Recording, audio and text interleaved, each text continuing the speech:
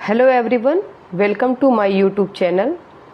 Friends, आज के इस वीडियो में हम लोग एलटी मेंस बायोलॉजी जो कि 13 जून 2026 को ऑर्गेनाइज किया गया था, उसके पेपर को डिस्कस करेंगे। फ्रेंड्स, पेपर स्टार्ट करने के पहले मैं आपको कुछ बातें बताना चाहूँगी कि एलटी ग्रेड बायोलॉजी का जो मेंस का पेपर हुआ था, ये फर्स्ट टाइम कंडक्ट हुआ था। इसके पहले कभी भी मेंस का पेपर नहीं हुआ था। इस पेपर में आपको 3 घंटे दिए गए थे, जिसमें से 10 क्वेश्चन आपको 200 वर्ड्स में और 10 क्वेश्चन आपको 125 वर्ड्स में लिखने थे। अब चलिए इसमें इंस्ट्रक्शन दिया है, स्टार्ट करते हैं कि इसमें जो है कि स्पेसिफिक इंस्ट्रक्शन के बारे में क्या लिखा गया है। लिखा गया है कुल 20 प्रश्न दिए गए हैं एवं सभी प्रश्न अनिवार्य हैं। जंतु विज्ञान में खंड अ में 5 प्रश्न लघु उत्तरीय हैं। प्रत्येक उत्तर की शब्द सीमा 125 है तथा खंड ब में 5 प्रश्न दीर्घ उत्तरीय हैं।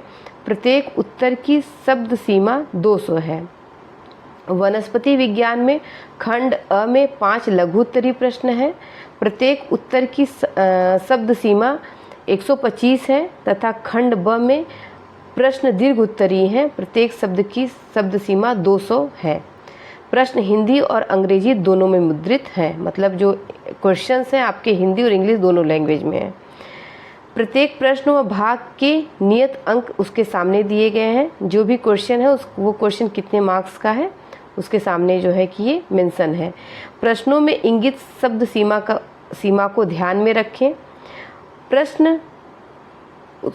उत्तर पुस्तिका में खाली छोड़े गए पृष्ठ अथवा पृष्ठ भाग को पूर्णतः काट दें। मतलब ये है कि जो ये मेंस की कॉपी होती है, इस आपको ये क्वेश्चन जो मैं आपके साथ क्वेश्चन पेपर डिस्कस कर रही हूँ, यह क्वेश्चन पेपर तो रहेगा ही, साथ ही आपको जो आंसर बुकलेट होगी इसी सीक्वेंस में वहाँ पर भी क्वेश्चन मेंशन होगा और हर क्वेश्चन के रेस्पेक्ट में आपको पेजेस दिए गए रहते हैं।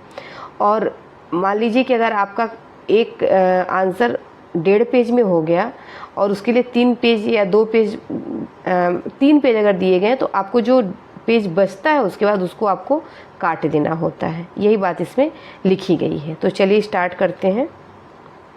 देखिए, जो खंड अ है ये जंतु विज्ञान के क्वेश्चंस हैं। यहाँ पर हमने अपने मतलब समझ के लिए यहाँ पे हमने लिख दिया था कि कौन सा 125 वर्ड्स का है, कौन सा 200 वर्ड्स का। तो देखिए, जंतु विज्ञान में से जो लघु उत्तरीय प्रश्न, लघु नहीं कहेंगे, जो आपके 125 वर्ड्स वाले क्वेश्चन थे वो 5 क्वेश्चन हैं। पहला क्वेश्चन है, provide the key characteristic that differentiate platyhelminthes from aschelminthes. मतलब इसमें आपको प्लेटीहेल्मिन्थीज और एस्के हेल्मिन्थीज के बीच में जो है डिफरेंस को लिखना था। सेकेंड है, व्हाट आर रामसर साइट।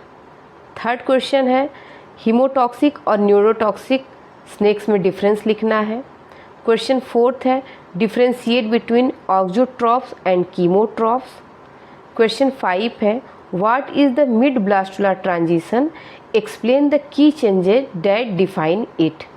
ये क्वेश्चन आपके जूलॉजी सेक्शन के थे जो कि 125 वर्ड्स में लिखने थे और हर एक क्वेश्चन 8 मार्क्स का था। अब सेक्शन बी की तरफ चलते हैं, मतलब खंड ब की तरफ। इसमें क्वेश्चन नंबर 6 है, describe the strength and weakness of 5 kingdom classification system. 7th question था, आरएनए वर्ल्ड हाइपोथेसिस को इलेबोरेट करना था, माने आरएनए वर्ल्ड परिकल्पना को विस्तार से समझाना था।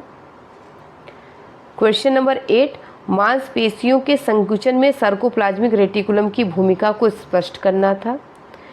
क्वेश्चन 9, एपिस्टेसिस की परिघटना की व्याख्या कीजिए, मतलब explain the phenomena of epistasis. इसमें आपको एपिस्टेसिस को बताना था कि एपिस्टेसिस क्या होता है, एपिस्टेसिस कितने टाइप्स के होते हैं, उसके एग्जांपल्स दे करके उसको डिटेल में एक्सप्लेन करना था। 10th क्वेश्चन है, explain the role of centriole in cell division. ये 10 क्वेश्चन आपके जूलॉजी सेक्शन के थे। अब हम बॉटनी सेक्शन की तरफ चलते हैं। बॉटनी सेक्शन के सेक्शन ए में 11th क्वेश्चन नंबर, अब चूँकि फिर इसमें वही स्टार्ट हो जाएगा, पहले आपको 125 वाले लिखने होंगे, 125 वर्ड्स वाले, फिर आपको 200 वर्ड्स वाले। तो सेक्शन ए में 125 और सेक्शन बी में 200 वर्ड्स। तो सेक्शन ए जो है इसमें 11th क्वेश्चन है, why are phospholipids called amphipathic, इसको एक्सप्लेन करना था।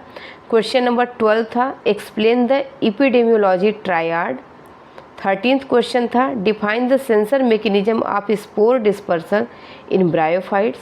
Question number 14, briefly describe the clamp connection in fungi. Question number 15, what is transgenic plants. ये आपके 5 क्वेश्चंस हो गए जो बॉटनी सेक्शन के थे और इनके मार्क्स 8 पर क्वेश्चंस थे। अब अपने लास्ट सेक्शन की तरफ चलते हैं, जिसमें जो कि सेक्शन बी है बॉटनी का। इसमें लॉन्ग क्या कहेंगे, इसमें हम बोलेंगे जिसमें 200 वर्ड्स में हमें आंसर राइटिंग करना था।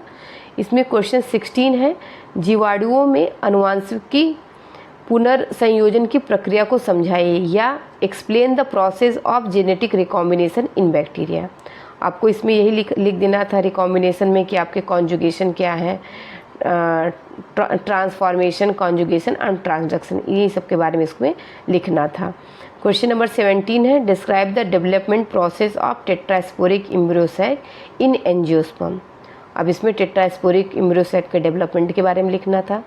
Question number 18, describe the in situ and ex situ conservation method of biodiversity. Ex situ in situ conservation को डिफ्रेंशिएट करते हुए उनके बारे में लिखना था कि कौन कौन से आपके इन सीटू में आते हैं, कौन कौन से एक्स सीटू में आते हैं, फिर उसके बारे में थोड़ा सा आपको लिखना था।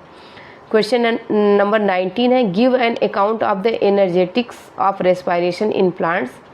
हालांकि इस क्वेश्चन ने तो एग्जामिनेशन में बहुत परेशान किया, इसमें समझ में नहीं आ रहा था पहले कि लिखना क्या है, लेकिन मैं आपको बता दूं इसमें आपको ग्लाइकोलिसिस से लेकर के क्रेब्स साइकिल तक में कहाँ आपके ATP, NADH2 और FADH2 का फॉर्मेशन होता है और टोटल कितने ATP जनरेट होते हैं। जैसे एक आपके NADH2 से 3 ATP जनरेट होते हैं और एक FADH2 से आपके 2 ATP जनरेट होते हैं, और SLP से कितने ATP हैं टोटल, इसी को काउंटिंग करके स्टेप वाइज आपको लिखना था इस आंसर में, और फिर लास्ट में दिखा देना था कि 38 ATP फॉर्म्ड।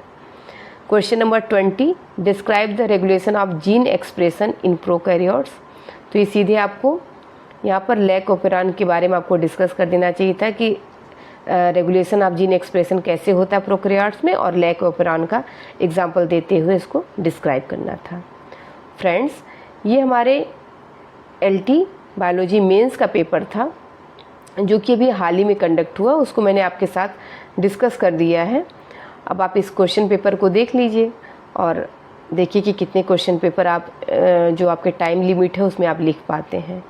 अभी आपका GDC और GIC मेंस का रिज़ल्ट आना बाकी है, साथ ही साथ उनका मेंस होना भी बाकी है। तो आपके ये क्वेश्चंस हो सकता है कि उसमें आपको एक आइडिया लगे कि कैसे क्वेश्चंस पूछे जाएंगे।